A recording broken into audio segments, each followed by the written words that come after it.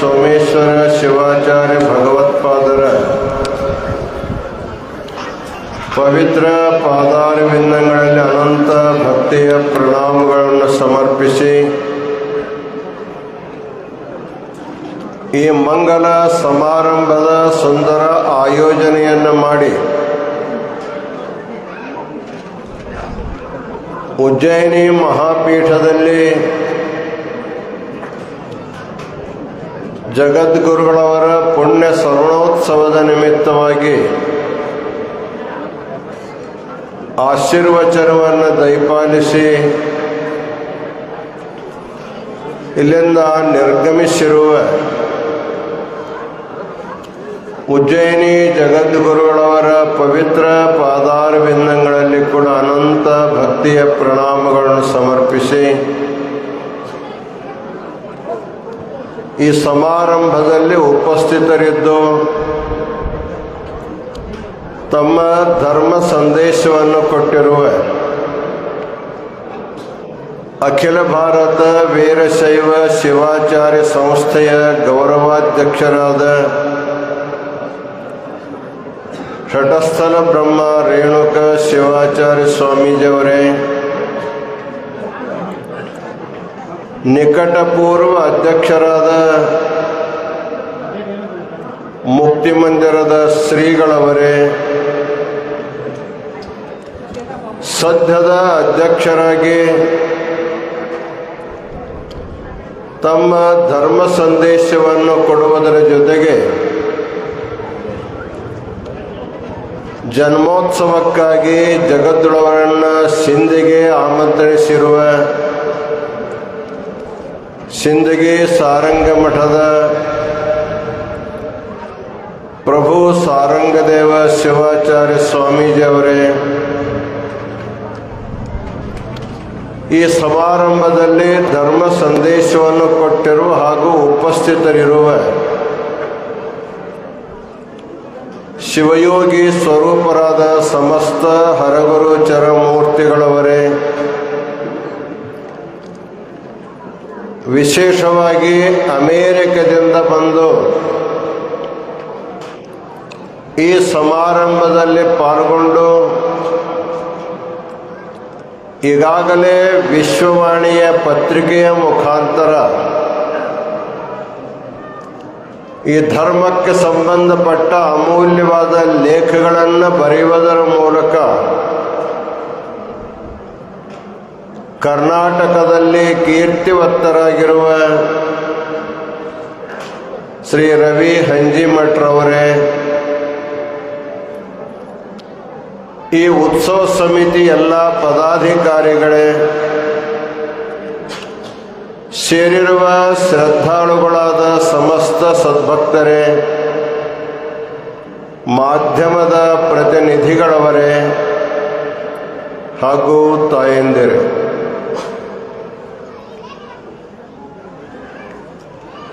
ಇದೊಂದು ಬಹಳ ಸುಂದರವಾಗಿರ್ತಕ್ಕಂಥ ಕಾರ್ಯಕ್ರಮ.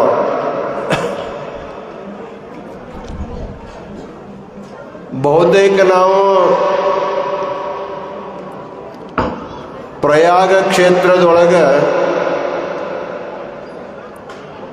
ಗಂಗಾ ಮತ್ತು ಯಮುನಾ ನದಿಗಳ ಸಂಗಮವನ್ನು ಪ್ರತ್ಯಕ್ಷವಾಗಿ ಕಾಣುತ್ತೀವಿ. ಅಲ್ಲಿ ಸರಸ್ವತಿಯದು ಕೂಡ ಸಂಗಮ ಅಂತ ಹೇಳಿದ್ರೆ ಅದು ಗುಪ್ತವಾಗಿರುವಂಥದ್ದು. ಹೀಗೆ ಎರಡು ನದಿಗಳು ಒಂದು ಕಡೆ ಕೂಡಿದಾಗ ಅದೊಂದು ಪವಿತ್ರವಾದ ತೀರ್ಥ ಕ್ಷೇತ್ರವಾಗತ್ತನ್ನುವಂಥದ್ದು ನಮಗೆಲ್ಲ ಗುರುತಿದೆ. ಯೋಗ ಅಂದರೆ ರಂಭಾಪುರಿ ಜಗದ್ಗುರುಗಳವರ ಜನ್ಮೋತ್ಸವಗಳು ಪ್ರತಿ ವರ್ಷನೂ ಕೂಡ ಕೆಲವು ದಿನ ಮೊದಲ ತುಮಕೂರಿನಲ್ಲಿ ಆಗ್ತಾ ಇತ್ತು, ಅವರ ಧನುರ್ಮಾಸದ ಅನುಷ್ಠಾನ ಸಂದರ್ಭದಲ್ಲಿ. ಆನಂತರ ರಂಭಾಪುರಿ ಪೀಠದ ಜಗದ್ಗುರು ರೇಣುಕಾಚಾರ್ಯರ ಲಿಂಗೋದ್ಭವ ಸ್ಥಾನವಾಗಿರತಕ್ಕಂಥ ಕೊಲ್ಲಿಪಾಕಿಯಲ್ಲಿ ಕೂಡ ಈ ಕಾರ್ಯಕ್ರಮ ನಡೀತಾ ಇತ್ತು.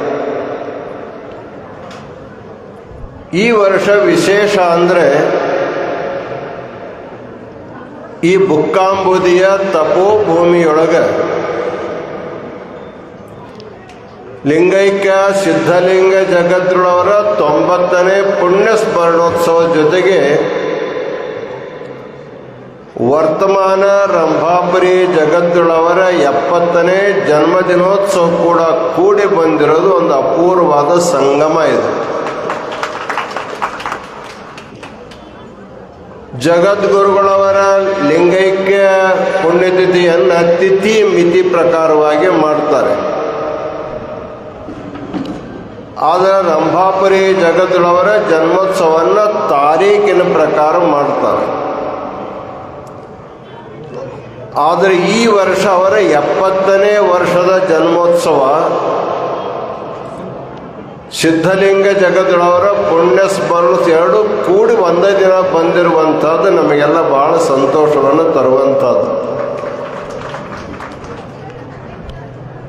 ಇದನ್ನು ನಿಮಿತ್ತ ಮಾಡಿಕೊಂಡು ರಂಭಾಪುರಿ ಜಗದ್ಗುರುವರು ತಪೋಭೂಮಿಯೊಳಗೆ ಕನಿಷ್ಠ ಒಂದು 5 ದಿನವಾದರೂ ಕೂಡ ಮೌನಾನುಷ್ಠಾನವನ್ನು ಮಾಡಿ ಯಾವ ಸ್ಥಾನದಲ್ಲಿ ಸಿದ್ಧಲಿಂಗ ಜಗದ್ಗುರುವರು ತಪಸ್ಸನ್ನು ಮಾಡಿದ್ರೋ ಅವರನ್ನೇ ಸಾಕ್ಷಿಯಾಗಿ ಮಾಡಿಕೊಂಡು 5 ದಿನಗಳ ಕಾಲ ಮೌನಾನುಷ್ಠಾನ, ಅದು ಬ್ರಾಹ್ಮಿ ಮುಹೂರ್ತದೊಳಗೆ 3 ಗಂಟೆಯಿಂದ 6 ಗಂಟೆಗಳ ಕಾಲ ಏಕಾಂತದಲ್ಲಿ ಜಪಾನುಷ್ಠಾನ, ಆನಂತರ ಲಿಂಗೈಕ್ಯ ಜಗದ್ಗುರುವರ ಮೂರ್ತಿಗೆ ರುದ್ರಾಭಿಷೇಕ, ಕೊನೆಗೆ ತಮ್ಮ ಇಷ್ಟಲಿಂಗ ಪೂಜೆ, ಹೀಗೆ ಬಹಳ ಪವಿತ್ರವಾದ ಸ್ಥಾನದಲ್ಲಿ ಜಗದ್ಗುರುವರ ಮೌನಾನುಷ್ಠಾನ, ಬಹಳ ಪವಿತ್ರವಾದ ಅನುಷ್ಠಾನ ಇವತ್ತು ಮುಕ್ತಾಯವಾಗಿದೆ. ಸಾಮಾನ್ಯವಾಗಿ ನಾವೆಲ್ಲ ಇಲ್ಲಿವರೆಗೆ ಅವರ ಅವರ ಜನ್ಮ ದಿನೋತ್ಸವ ಎಲ್ಲೇ ನಡೀತಾ ಇದ್ರೂ ಕೂಡ ಪ್ರತ್ಯಕ್ಷವಾಗಿ ಹೋಗಿ ಅವರಿಗೆ ಶುಭ ಹಾರೈಕೆಯನ್ನು ಕೊಡ್ತಕ್ಕಂಥ ಯೋಗ ಬಂದಿರಲೇ ಇಲ್ಲ. ಬಹಳಾದ ನಾವು ದೂರವಾಣಿಯ ಸಂಪರ್ಕವನ್ನು ಮಾಡಿ ಅವರ ಪಾದಕ್ಕೆ ನಮಸ್ಕಾರವನ್ನು ಹೇಳಿ ಅವರಿಗೆ ಆಯುಷ್ಯದ ಆರೋಗ್ಯದ ಬಗ್ಗೆ ಅಭಿಷ್ಟ ಚಿಂತನೆಯನ್ನು ಮಾಡ್ತಾ ಇದ್ದೆ. ಇವತ್ತು ಬೆಳಗ್ಗೆನೂ ಕೂಡ ಅವರಿಗೆ ಫೋನ್ ಮಾಡಬೇಕು ಅಂತ ವಿಚಾರ ಮನಸ್ಸಲ್ಲಿ ಬಂತು. ಅಂದರೆ ಅವರು ಮೌನ ಇರ್ತಾರೆ, ಅವರು ಫೋನನ್ನು ತಗೊಳ್ಳಂಗಿಲ್ಲ, ಮತ್ತು ಫೋನ್ ಮಾಡಿ ಏನು ಉಪಯೋಗ ಇಲ್ಲ. ಹೇಗಾದರೂ ಹೋಗ್ತೀವಲ್ಲ, ಅಲ್ಲೇ ಅವರಿಗೆ ಗೌರವವನ್ನು ಸಲ್ಲಿಸಿರಾತಂತ ತಿಳ್ಕೊಂಡು ನಾವು ಪ್ರತೀಕ್ಷೆ ಮಾಡ್ತಾ ಇದ್ವಿ. ಆದರೆ ಯೋಗ ಅಂದರೆ ರಂಭಾಪುರಿ ಜಗದ್ಗುರುವರದೇ ಫೋನ್ ಬಂತು ನಮಗೆ. ನಾವು ಆಶ್ಚರ್ಯ, ಅಯ್ಯೋ ನಾವು ಯಾಕೆ ಮಾಡಲಿಲ್ಲ ಮೊದಲಂದು ನಮಗೊಂದು ಪಶ್ಚಾತ್ತಾಪ ಆಯ್ತು, ಅವ್ರದ್ದೇ ಬಂತಲ್ಲ ಅಂತ. ಆದರೆ ಸನ್ನಿಧಿಯವ್ರು ಏನು ಹೇಳಿದರು ಅಂದರೆ, ಸಿದ್ಧಲಿಂಗರ ಸಾನ್ನಿಧ್ಯದಲ್ಲಿದ್ದೇವೆ, ಮೌನ ಅನುಷ್ಠಾನವನ್ನು ಮುಗಿಸಿ ಮೊಟ್ಟ ಮೊದಲೇ ನಿಮ್ಮ ಜೊತೆಗೇನೆ ಮಾತಾಡ್ತಾ ಇದ್ದೇವೆ ಅಂತಕ್ಕಂಥ ಆಶೀರ್ವಾದವನ್ನು ಮಾಡಿದರು. ಬಹುತೇಕ ಮೌನ ಮುರಿದು ಮೊಟ್ಟ ಮೊದಲು ಆಶೀರ್ವಾದ ಯಾರಿಗಾದರೂ ಮಾಡಿದ್ರೆ ಕಾಶಿ ಜಗದ್ಗುರುಗಳಿಗೆ ಅವರ ಆಶೀರ್ವಾದವನ್ನು ಮಾಡಿದ್ದಾರೆ. ಬಹಳ ಸಂತೋಷ, ಸಮಾಧಾನ ಆಯಿತು. ಅಂತೂ ಇಂಥ ಯೋಗ 70 ವರ್ಷಕ್ಕೆ ಬಂದಲ್ಲ ಅನ್ನುವಂಥ ಒಂದು ಖುಷಿ ನಮಗೆ ಆಗ್ತಾ ಇದೆ. ಸಾಮಾನ್ಯವಾಗಿ ಪ್ರತಿಯೊಬ್ಬ ಮನುಷ್ಯನಿಗೂ ಕೂಡ ತಪಸ್ಸನ್ನುವಂಥದ್ದು ಅವಶ್ಯವಾಗಿ ಬೇಕಾದದ್ದು. ಒಬ್ಬ ಸುಭಾಷಿತಕಾರ ಹೇಳ್ತಾನೆ, ಪೂಜಾ ಕೋಟಿ ಸಮಂ ಸ್ತೋತ್ರಂ ಸ್ತೋತ್ರಕೋಟಿ ಸಮಂ ಜಪಃ ಜಪಕೋಟಿ ಸಮಂ ಧ್ಯಾನಂ ಧ್ಯಾನಕೋಟಿ ಮನೋರ್ಲಯ ಅಂತ ಹೇಳ್ತಾರೆ. ನಾವು ಬಹಿರಂಗದಲ್ಲಿ ಅಭಿಷೇಕ ಬಿಲ್ವಾರ್ಚನೆ ಏನು ಪೂಜಾ ಮಾಡ್ತೀವಲ್ಲ, ಇಂಥ ಕೋಟಿ ಪೂಜಾ ಮಾಡೋದಕ್ಕಿಂತಲೂ ಜಪ ಮಾಡೋದು, ಸ್ತೋತ್ರ ಮಾಡೋದು ಶ್ರೇಷ್ಠ ಅಂತ ಹೇಳ್ತಾರೆ. ಅಂದರೆ ಶಾರೀರಿಕ ತಪಸ್ಸಿಗಿಂತಲೂ ವಾಣಿ ತಪಸ್ಸು ಶ್ರೇಷ್ಠ ಅಂತ. ಸ್ತೋತ್ರ ಮಾಡಬೇಕು ಅಂತ. ಸ್ತೋತ್ರ ಮಾಡೋದಕ್ಕಿಂತಲೂ 1 ಕೋಟಿ ಸ್ತೋತ್ರ ಮಾಡೋದಕ್ಕಿಂತಲೂ ಜಪ ಮಾಡೋ ಅದಕ್ಕಿಂತಲೂ ಶ್ರೇಷ್ಠ ಅಂತ ಹೇಳ್ತಾರೆ. ಆ ಜಪಕ್ಕಿಂತಲೂ ಕೋಟಿ ಪಟ್ಟು ಶ್ರೇಷ್ಠವಾಗಿದ್ದು ಧ್ಯಾನ. ಆ ಧ್ಯಾನಕ್ಕಿಂತಲೂ ಕೋಟಿ ಪಾಲು ಶ್ರೇಷ್ಠವಾಗಿರ್ತಕ್ಕಂಥದ್ದು ಮನಸ್ಸಿನ ಲಯ ಅಂತ ಹೇಳ್ತಾರೆ. ಹಾಗೆ ಜಗತ್ತುಳ್ಳವರು ಎಲ್ಲವನ್ನೂ ಮಾಡಿದರೆ 5 ದಿನಗಳಲ್ಲಿ ವಿಧಿವತ್ತಾಗಿ ಪೂಜೆಯನ್ನು ಮಾಡಿದ್ದಾರೆ, ಭಗವಂತನ ಸ್ತೋತ್ರವನ್ನು ಮಾಡಿದ್ದಾರೆ, 3 ಗಂಟೆಗಳ ಕಾಲ ನಿರಂತರವಾಗಿ ಜಪವನ್ನು ಮಾಡಿದ್ದಾರೆ, ಧ್ಯಾನವನ್ನು ಮಾಡಿ ಮನಸ್ಸನ್ನು ಸಿದ್ಧಲಿಂಗನಲ್ಲಿ ಲಯಗೊಳಿಸಿ ಇವತ್ತು ಎಲ್ಲರಿಗೂ ಸಿದ್ಧಲಿಂಗನ ಆಶೀರ್ವಾದ ಮಾಡತಕ್ಕಂಥ ಒಂದು ಪುಣ್ಯವನ್ನು ಪಡ್ಕೊಂಡು ಅವರು ಬಂದಿದ್ದಾರೆ. ಬಹುತೇಕ ಆ ಪುಣ್ಯದ ಫಲವಾಗಿ ಇವತ್ತು ಭಕ್ತರು ಎಷ್ಟು ಕಿಲೋ ಹಾರ ತಂದಿದ್ರೋ ಗೊತ್ತಿಲ್ಲ. ಅದು ಬಹುತೇಕ 70 ಕಿಲೋ ಇತ್ತೋ ಏನೋ.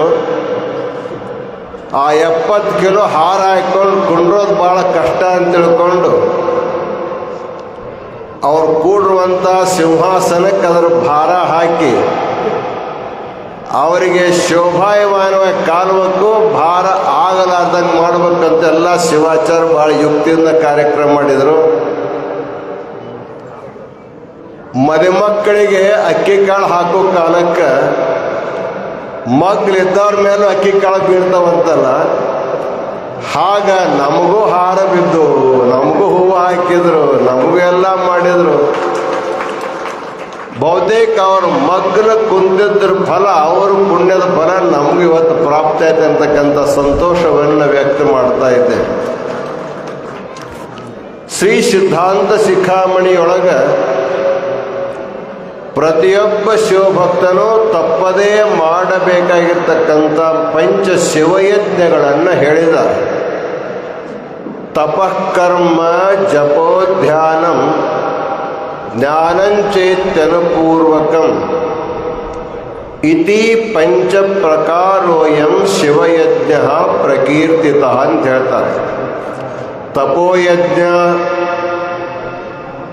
ಕರ್ಮಯಜ್ಞ, ಜಪಯಜ್ಞ, ಧ್ಯಾನಯಜ್ಞ ಮತ್ತು ಜ್ಞಾನಯಜ್ಞ 5 ಯಜ್ಞಗಳನ್ನು ಹೇಳ್ತಾರೆ. ಮೊದಲನೇದು ತಪೋಯಜ್ಞ ಅಂತ. ತಪಸ್ಸಂದ್ರೆ ಏನು? ತಪಸ್ಸನ್ನು ಕೇವಲ ಶಿವಾಚಾರ್ಯರು ಜಗದ್ರೊಳೆ ಮಾಡಬೇಕಂತ ಹಿಂಗೇನಿಲ್ಲ. ತಪಸ್ಸನ್ನು ಎಲ್ಲರೂ ಮಾಡಬೇಕು. ತಪಸ್ಸಂದ್ರೆ ಏನು ಅಂದರೆ ಸತ್ಕರ್ಮಗಳನ್ನು ಮಾಡುವಾಗ ಆಗುವಂಥ ದೈಹಿಕ ತೊಂದರೆಗಳನ್ನು ಸಹರ್ಷವಾಗಿ ಅನುಭವಿಸೋದಕ್ಕೆ ತಪಸ್ಸು ಅಂತ ಕರೀತಾರೆ. ಈಗ ನೀವೆಲ್ಲ ಇಲ್ಲಿ ಕೂತ್ಕೊಂಡಿರಿ, 2-3 ತಾಸಾಗ್ಯದ, ಕೆಲವ್ರು ತ್ರಾಸಾದ್ರೆ ಎದ್ದದ್ದು ಹೋಗ್ಯಾರ, ಕೆಲವು ಏಳಾರ್ದ ಕುಂತಾರಲ್ಲ, ಏಳಾರ್ದ ಕುಂದದೊಂದು ತಪಸ್ಸೇ ಅದು. ಅಂದ್ರೆ ದೇಹದ ಕಷ್ಟವನ್ನು ಕಷ್ಟ ಅನ್ನಲಾರದೆ ಸಮಾಧಾನವಾಗಿ ಸಹನ ಮಾಡಿಕೊಳ್ಳುವಂಥದ್ದು ತಪಸ್ಸು ಅಂತ ಕರೀತಾರೆ. ಶರೀರ ಶೋಷಣಂ ತಪಃ ಅಂತ. ಆಗ ಬೆಳಗ್ಗೆ 3 ಗಂಟೆ ಹಿಡ್ಕೊಂಡು 6-7 ಗಂಟೆವರೆಗೆ ಒಂದೇ ಆಸನದಲ್ಲಿ ಕೂಡುವುದಾಗಿರ್ಬೋದು, ಆನಂತರ ಪೂಜೆಯಲ್ಲಿ ಕೂಡುವುದು, ಇವೆಲ್ಲ ತಪಸ್ಸಿನ ಲಕ್ಷಣಗಳು. ಎರಡನೇದು ಕರ್ಮಯಜ್ಞ ಅಂತ ಕರೀತಾರೆ. ಕರ್ಮಯಜ್ಞ ಅಂದ್ರೆ ಬಹಳಷ್ಟು ಯಜ್ಞಗಳು, ಅದರಲ್ಲಿ ಇಷ್ಟಲಿಂಗ ಪೂಜಾ ರೂಪ ಇರ್ತಕ್ಕಂಥದ್ದೇ ಅದು ಕರ್ಮಯಜ್ಞ ಅಂತ ಕರೆಸಿಕೊಳ್ಳುತ್ತೆ. ಮೂರನೇದು ಜಪಯಜ್ಞ ಅಂದಾಗ ಪ್ರಣವದ ಆವೃತ್ತಿ, ಪ್ರಣವ ಸಹಿತ ಪಂಚಾಕ್ಷರ ಮಂತ್ರದ ಆವೃತ್ತಿ ಮತ್ತು ಶ್ರೀರುದ್ರದ ಆವೃತ್ತಿಗೆ ಜಪಯಜ್ಞ ಅಂತ ಕರ್ಕೊಂಬಂದಿದ್ದಾರೆ. ಆಗ ಸನ್ನಿಧಿಯವರು ಪ್ರಣವ ಸಹಿತವಾದ ಪಂಚಾಕ್ಷರಿ ಮಹಾಮಂತ್ರವನ್ನು ಜಪ ಮಾಡುವುದರ ಜೊತೆಗೆ ಇಷ್ಟಲಿಂಗ ಪೂಜೆಯಲ್ಲಿ ರುದ್ರವನ್ನು ಕೂಡ ಪಠನ ಮಾಡುತ್ತಾ ಜಪಯಜ್ಞವನ್ನು ಕೂಡ ಪೂರ್ಣ ಮಾಡಿದ್ದಾರೆ. ಜೊತೆಗೆ ಧ್ಯಾನವನ್ನು ಮಾಡೋದ್ರ ಮೂಲಕ ಧ್ಯಾನ ಯಜ್ಞ, ಕೊನೆಗೆ ಭಕ್ತಾದಿಗಳಿಗೆ ನಾವೇನಾದರೂ ಉಪದೇಶ ಮಾಡಬೇಕಾದಾಗ ಸಿದ್ಧಾಂತ ಶಿಖಾಮಣಿ ಮತ್ತು ಶಿವಾಗಮಗಳನ್ನು ಸ್ವತಃ ನಾವು ಸ್ವಾಧ್ಯಾಯ ಮಾಡೋದಕ್ಕೆ ಅದಕ್ಕೆ ಜ್ಞಾನ ಯಜ್ಞ ಅಂತ ಕರ್ಕೊಂಬರ್ತಾರೆ. ಹೀಗೆ ಪೂಜ್ಯ ಸನ್ನಿಧಿಯವರು 5 ದಿನಗಳ ಕಾಲ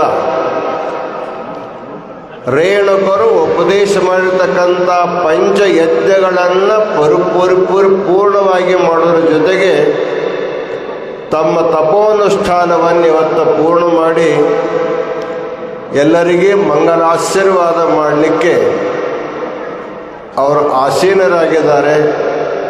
ಈಗಾಗಲೇ ಸಮಯ ಸಾಕಷ್ಟು ಆಗಿರೋದ್ರಿಂದ ಸನ್ನಿಧಿಯವರ ಮುಖ್ಯವಾದ ಆಶೀರ್ವಚನ ಕೂಡ ಎಲ್ಲರಿಗೂ ಬಹಳ ಮುಖ್ಯವಾಗಿರೋದ್ರಿಂದ ಇವತ್ತಿನ ಈ ಸನ್ನಿಧಿಯವರ ಅನುಷ್ಠಾನ ಮಂಗಲ ಮಹೋತ್ಸವದ ಸಮಾರಂಭದ ಉದ್ಘಾಟನೆಯನ್ನು ಮಾಡತಕ್ಕಂತಹ ಒಂದು ಭಾಗ್ಯವನ್ನು ಕೂಡ ಸನ್ನಿಧಿರು ಕಾಶಿಪೀಠಕ್ಕೆ ಅನುಗ್ರಹಿಸಿರೋದ್ರಿಂದ ಅವರಿಗೆ ಅನಂತ ನಮಸ್ಕಾರಗಳನ್ನು ಸಲ್ಲಿಸ್ತಾ ಇದ್ದೇವೆ. ಜೊತೆಗೆ ಅನೇಕ ಪಂಚಾಚಾರ್ಯ ವಾಣಿ ಎನ್ನುವಂಥ ಗ್ರಂಥ, ರಂಭಾಪುರಿ ಬೆಳಗಂಟ ಸನ್ನಿಧಿಯವರ ಕೃಪಾಶೀರ್ವಾದ ಇದೇ ಪ್ರಕಾರ ನಿಮ್ಮೆಲ್ಲ ಮೇಲೆ ಇಲ್ಲಂತಕ್ಕಂಥ ಶುಭ ಹಾರೈಕೆಯನ್ನು ವ್ಯಕ್ತಪಡಿಸ್ತಾ, ಯೋಗ ಅಂದ್ರೆ ಅವರು ರಂಭಾಪುರಿ ಪೀಠದ 121ನೇ ಜಗದ್ಗುರುಗಳು. ಈಗಾಗಲೇ ನಮ್ಮ ವಿಭೂತಿಪುರ ಮಠ ಸ್ವಾಮಿಗಳು ಹೇಳಿದ್ದಾರೆ, ಜ್ಯೋತಿಷ್ ಶಾಸ್ತ್ರ ಪ್ರಕಾರವಾಗಿ ಒಬ್ಬ ಮನುಷ್ಯನಿಗೆ 120 ವರ್ಷ ಅಂತಕೊಂಡು ಹೇಳ್ತಾರೆ. ಆದರೆ ಪಂಚಪೀಠದ ಮೂಲಾಚಾರ ಕೃಪಾಶೀರ್ವಾದದಿಂದ ಅವರ ಪೀಠಾಚಾರ ಸಂಖ್ಯೆಯಷ್ಟೇ ಅವರಿಗೂ ಕೂಡ ಆಯುಷ್ಯ ಸಿಗಲಿ 121 ವರ್ಷ ಅನ್ನುವಂಥ ಶುಭ ಹಾರೈಕೆಯನ್ನು ವ್ಯಕ್ತ ಮಾಡ್ತಾ, ಅವರ ನೇತೃತ್ವದೊಳಗೆ ಪಂಚಪೀಠಗಳ ಐಕ್ಯತೆ, ಪಂಚಪೀಠಗಳ ಉತ್ಸವಗಳು ಮುಂದಿನ ದಿನಮಾನಗಳಲ್ಲಿ ಎಲ್ಲ ಕಡೆ ನಿರಂತರವಾಗಿ ನಡೆಯುವುದರಲ್ಲಿ ಯಾವ ಸಂದೇಹನೂ ಕೂಡ ಇಲ್ಲ ಅನ್ನುವಂಥ ಮಾತನ್ನು ಕೂಡ ತಿಳಿಸ್ತಾ, ವಿಶೇಷವಾಗಿ ಈಗಾಗಲೇ ಪಂಚಪೀಠದ ಮೂಲ ಪರಮಾಚಾರ್ಯ ಯುಗಮಾನೋತ್ಸವವನ್ನು ಈ ಸಾರಿ ಬಳ್ಳಾರಿ ಮಹಾನಗರದಲ್ಲಿ 3 ದಿನಗಳ ಕಾಲ ಮಾರ್ಚ್ 23, 24, 25 3 ದಿನಗಳ ಕಾಲ ಬಹಳ ವೈಭವವಾಗಿ ಮಾಡಲಿಕ್ಕೆ ಅಲ್ಲಿ ಜನರಿಗೆ ಅಲ್ಲಿ ಬಂದು ಆಮಂತ್ರಣ ಕೊಟ್ಟಿದ್ದಾರೆ. ಆ ಪಂಚಾಚಾರ್ಯ ಯುಗಮಾನೋತ್ಸವದಲ್ಲಿ ಪಂಚಪೀಠಗಳ ದರ್ಶನ ಮಾಡ್ತಕ್ಕಂಥ ಸೌಭಾಗ್ಯ ನಿಮಗೆಲ್ಲ ಸಿಗಲಿ ಅಂತಕ್ಕಂಥ ಶುಭ ಹಾರೈಕೆಯನ್ನು ವ್ಯಕ್ತ ಮಾಡುತ್ತಾ, ನಮ್ಮ ರವಿ ಹಂಜ್ ಅವರು ಅಮೇರಿಕದಲ್ಲಿ ಕೂತ್ಕೊಂಡು ಕನ್ನಡದ ಗದ್ದಲವನ್ನು ಕಳೆಯಲಿಕ್ಕೆ ಬಹಳ ಪ್ರಯತ್ನ ಮಾಡ್ತಾ ಇದ್ದಾರೆ. ಅವರ ಸಾಹಿತ್ಯ ಕೃಷಿ ಉತ್ತರೋತ್ತರವಾಗಿ ಬೆಳೆಯಲಿ, ವಿವಾದಗಳೆಲ್ಲ ನಿಂತು ಹೋಗಲಿ ಅಂತಕ್ಕಂಥ ಶುಭ ಹಾರೈಕೆಯನ್ನು ಕೊಡ್ತಾ ಇದೆ. ಇತ್ತೀಚೆಗೆ ನೀವೆಲ್ಲ ನಡೆದ ಘಟನೆಗಳನ್ನು ನೋಡ್ತಾ ಇದ್ದೀರಿ. ಎಲ್ಲಿಗೆ ಬರ್ತಾ ಇದೆ ಅಂದರೆ ನೀವು ಬೇರೆ ಬೇರೆ ಅನ್ನೋರು ಕೂಡ ಅನ್ನುವಂಥ ಒಂದು ಸ್ಥಿತಿಗೆ ಇವತ್ತು ಬರ್ತಾ ಇದ್ದಾರೆ. ಮನಸ್ಸಿನಲ್ಲಿ ಬಂದದ ಅನ್ನುವಂಥ ಬಾಯಿಲಿಂದ ಬಂದರೆ ಮುಗಿದು ಹೋಗುತ್ತೆ ಅನ್ನುವಂಥ ಮಾತನ್ನು ಕೂಡ ತಿಳಿಸ್ತಾ, ಅಂಥ ಕಾಲವೇ ಎಲ್ಲರಿಗೂ ಉತ್ತರ ಕೊಡ್ತಾ ಇದೆ. ಅಂಥ ಒಂದು ಸನ್ನಿವೇಶ ಬೇಗನೆ ಬರಲಿ. ರಂಭಾಪುರಿ ಜಗದ್ಗುರು ಡಾಕ್ಟರ್ ವೀರ ಸೋಮೇಶ್ವರ ಶಿವಾಚಾರ್ಯ ಭಗವತ್ಪಾದರಿಗೆ ಜಗದ್ಗುರು ಮೂಲ ಪಂಚಾಚಾರ್ಯರು ಉತ್ತಮವಾದ ಆರೋಗ್ಯವನ್ನು ಪರಿಪೂರ್ಣವಾದ ಆಯುಷ್ಯವನ್ನು ಅನುಗ್ರಹಿಸಲು ತಿಳ್ಕೊಂಡು ಅವರಲ್ಲೇ ಪ್ರಾರ್ಥಿಸಿ ಸನ್ನಿಧಿ ಪಾದಕ್ಕೆ ವಿನಂತಿಯನ್ನು ಮಾಡಿಕೊಂಡು ನಮ್ಮ ಆಶೀರ್ವಚನಕ್ಕೆ ವಿರಾಮ ಕೊಡ್ತಾ ಇದ್ದೇವೆ. ಓಂ ಶಾಂತಿ ಶಾಂತಿ ಶಾಂತಿ. ಇಲ್ಲಿವರೆಗೂ